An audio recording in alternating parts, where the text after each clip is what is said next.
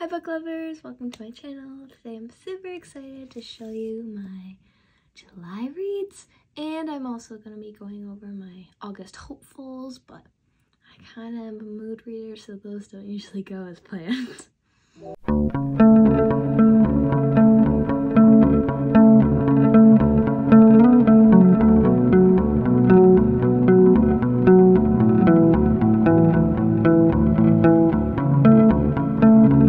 So I'm going to start with my first read of the month. This is All's Fair in Love and War, and I got an ARC. I really was excited to read this. So this came out in May, but I did read it in July. It was really the end of June, but I finished it in July, so it still counts. It's super cute. I was laughing the whole time, and I didn't realize I loved historical romances as much as I now do. So basically, she's this governess in training, and it's like, what is it? It's Regency era. And she's like, I need to get a job, but like, I'm not your typical governess. She just has these big ideas, and she doesn't believe in your typical learning, and she's like, do you know what, we can learn outside as well as we can at a desk. And let's just say she just hasn't gotten a job yet. She's teaching the other governess at the governess school she's at, but she hasn't gotten a job yet. Now walks in this like naval captain. He's like all military, all time focused, and his sister drops off his niece and nephew to his house, and she's like, yeah, we're gonna go to Egypt, can you take care of our kids? And he's like, I have a job and I don't know how to raise kids, so he hires this governess on a whim, and he is absolutely whipped for her. And I love the interactions between them because he's more like, he's like, this needs to be done this time, everything needs to be in order, and she's more like, go with the flow, and like, people just need to be people. And so they clash a little, but at the same time he's like full on saying she's a siren and stuff, and he's saying it like comparing her beauty and stuff, and she's like, he must hate my red hair. He's like writing paragraphs about it. Oh, and I forgot, it's dual POV, so if you're looking for a historical romance and you need a book to get out of your reading slump, All's Fair in Love and War, it's perfect. It's perfect. So after that, I decided to read Where Dreams Descend, and this has been sitting on my shelves for 2 years. I bought it on a whim. I was like, do you know what, we'll read this, and I was so right for buying this because like now I'm kind of on a buying like ban, and like, as you can see, I have a lot of books I need to read. And this passed all my expectations. I didn't go into this expecting anything because I know this used to be popular when it first came out. I haven't heard anything about it recently. I guess just because it's been a couple years since the duology has been completed. But my oh my, I love this. This gave me like Caraval vibes, but like without like a little bit like a different magic. It was darker, honestly. And basically it follows this girl, and she's a magician, and she works at this club. It's not like a club, it's more like an entertainment thing, and she like just comes in and she like dances and does all this like magical stuff with fire, and like she's like a magician, like our magicians, but with real magic. And she's there, and she's like, I want more, and she wants to go to this competition. And so then she ends up going to this competition, but her former employer, who like I read the whole book for him. His name is Jack. I literally read the whole book for him. He's like, well, you shouldn't go, it's dangerous, and like he's not telling her anything, and he's like just like lying, and she's like, enough. So she goes to this competition, and he says, I'll read you the back of what how they describe him. The magician, DeMarco, the brooding judge with a dark past he can no longer hide. I'm sorry, but like I've read enough that I know exactly what that entails. I loved this. I loved the world building so much. It was so detailed, and I loved the use of magic because it showed that like a lot of people don't have magic, and how like some people can like learn how to use magic, and some people are just born with magic. It's just really cool. I love the world building, and I even read the second one. Gotta get from my pile of books. The second one I didn't like as much, but the world building, ooh, that was good. That was good. The world building in this was amazing. Plot, world building, And also, Jack kind of had more screen time in this, and I was very, very happy, and he had more character arc, so I was happy. The ending, I wasn't expecting the ending. I wasn't like, that ending was the ending. I would read the first one for sure. I personally like where the first one ended, even though it ends like on a really big cliffhanger, and it sets up really nice for the second book. I could have just read the first one. Third book, Of Cages and Crowns. This was sent to me by Wattpad. This felt nostalgic. I think these were published actually really recently, but for some reason it felt really nostalgic to me. Yeah, it was released in 2022. It felt like if the Selection and Red Queen had a baby. Some people said it's like the Hunger Games for them, but I've never read the Hunger Games. It's on my shelf. I will read it one day. I've never read or watched it.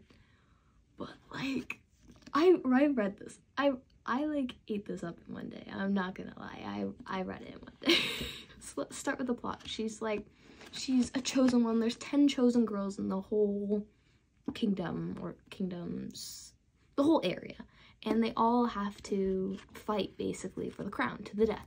So if they die, then they die, and they just die. And then whoever survives is the queen. And she's like, I don't want to do that. I want to leave. But then they kind of pull her into the game, and she has to go. Oh yeah, whoever wins also gets to marry the prince and becomes king and queen with them. It's a quick, fast read that you don't have to think about. Okay, so I read another book. It's called 4 Dead Queens, and that is the book that's actually with my friend right now. It'll probably pop into one of the corners. Basically, it's been sitting on my shelf for a very, very long time, and I have not touched it. It was actually really, really good. It went beyond my expectations. So basically what 4 Dead Queens is about is she finds out that all 4 queens are dead. And it like could make their like whole world crumble. And so she's like, oh my god.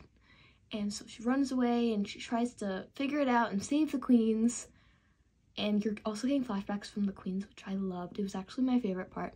There's a little bit of like a romance that's kind of slipped in there, but like the romance, I don't know, like they banter for 2 lines, and then world building and plot is what I read it for. The plot twists at the end, I never saw them coming, honestly. I loved the queen's point of views just because they were so original.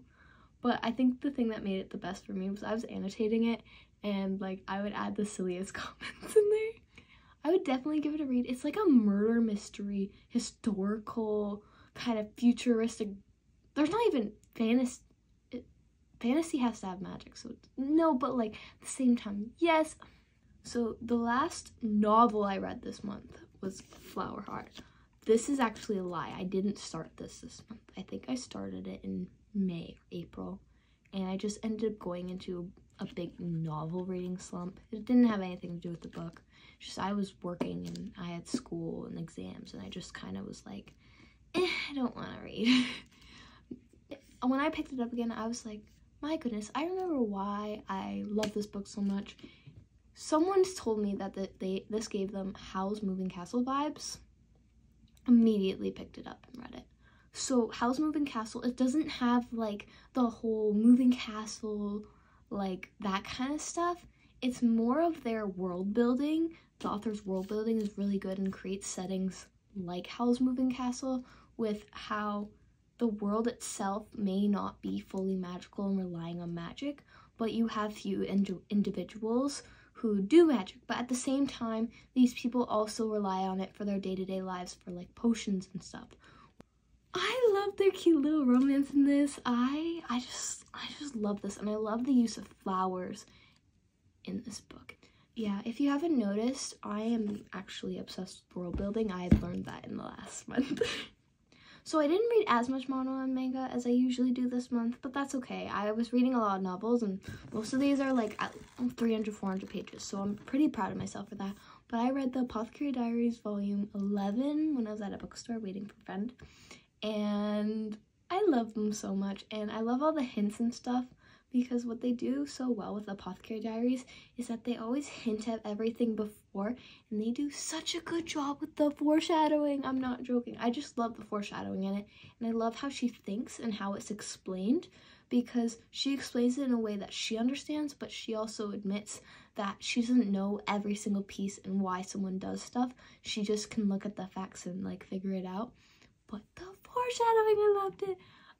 I have all 10 volumes here. I just haven't bought volume 11 because I forgot to pre-order it. And that is it for my July reads.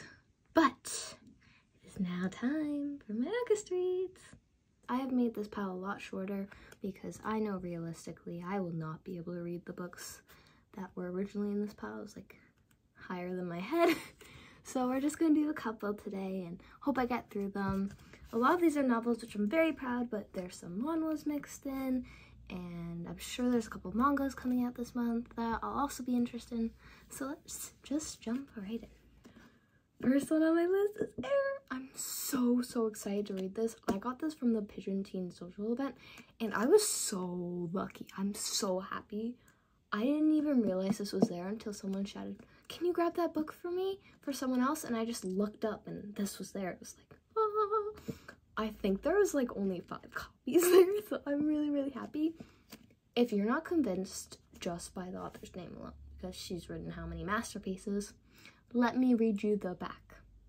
An orphan, an outcast, a prince, and a killer who will bring an empire to its knees. You're not convinced? Stephanie Garber wrote a review on the back that says, an incredible tapestry of treachery, romance, and heart-pounding storytelling. Heir is a tour de force of fantasy that will have readers breathless and boneless and aching for more. Like, I am so ready to read this. And if you didn't like just press the pre-order button, I don't know what you're doing. Next, this is a manhwa, but I'm super excited to read this. This is actually a reread for me because I love this series so much. It's Perks of Being an S-Class Heroine. It follows our protagonist who ends up in another world, but it's actually like one of the hardest novels she's ever read. It's like literally rated SSS rank, which is like the hardest to survive in. The main character in the novel she read, I don't even think he survived by the end. And so she's like, okay, I gotta survive. But thankfully she bought this like VIP package before she died, and so she has all these benefits and stuff. So for example, she can buy a cooking one, and the more she cooks, the higher her level goes. So then she's like a master chef within like a month or 2 of cooking. And I just love this so much. I need to read more of the novel, but I'm just really bad at reading online. But you know what? It's okay if you don't really want to read it for the plot, because this is also a good reason to read it. I am so excited because the new season came out. The volumes obviously are behind, but he's all grown up. They're both all grown up, and she's just like, I just love them. I love them so much. They're just the best. Anyways, this is one of my favorite manga series, so if that didn't convince you to read this, you're lost. Okay, The Villainous turns the Hourglass. I am actually dedicated to reading this only with my physical copies that Izzy sends me.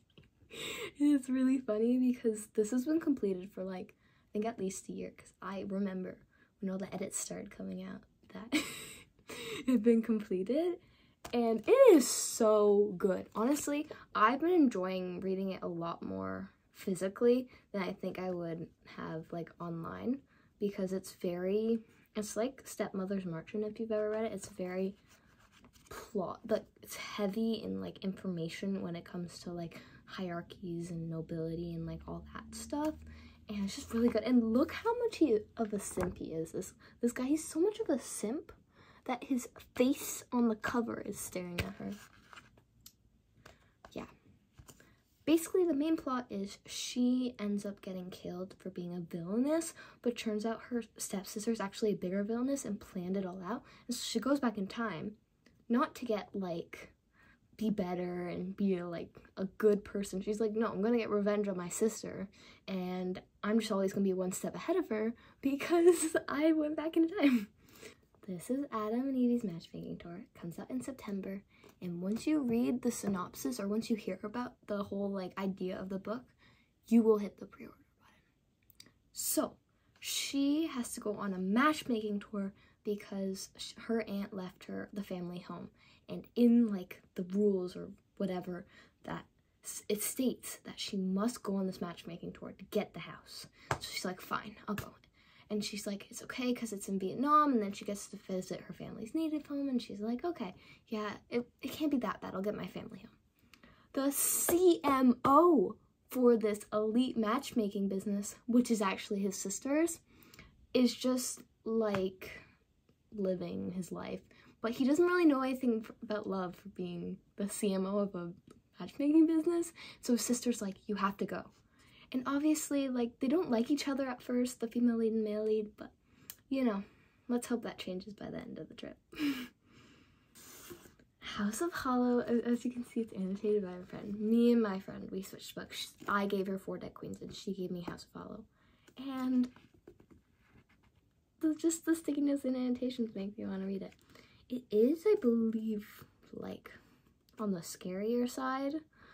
I haven't really read the synopsis because I don't usually read synopsis before I read books. I know it's silly, but I like to be surprised. So it says, where did Grey Hollow go? Iris Hollow and her 2 older sisters are unquestionably strange. As children, they disappeared on a Scottish city street only to return a month later with no memory of where they'd been or what had happened to them. More troubling, their appearance began to change. Their blue eyes now black, their dark hair now white. As they grew older, odd, eerie occurrences seemed to follow in their wake. People find them disturbingly intoxicating, unbearably beautiful, and inexplicably dangerous.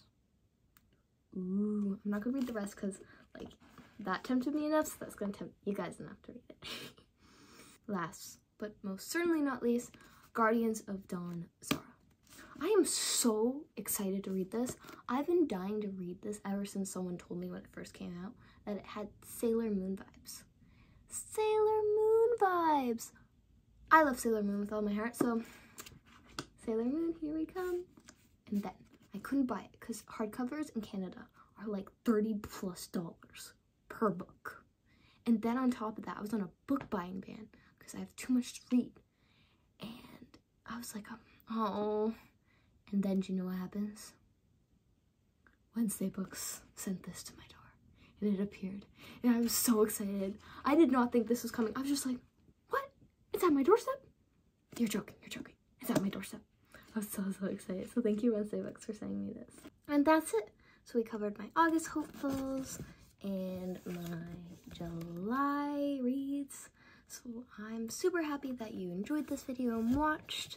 Please stay tuned and hit the subscribe button and like this video if you want to see more videos. And why don't you let me know your July reads and your August hopefuls too in the comments below. Have a wonderful day, book lovers.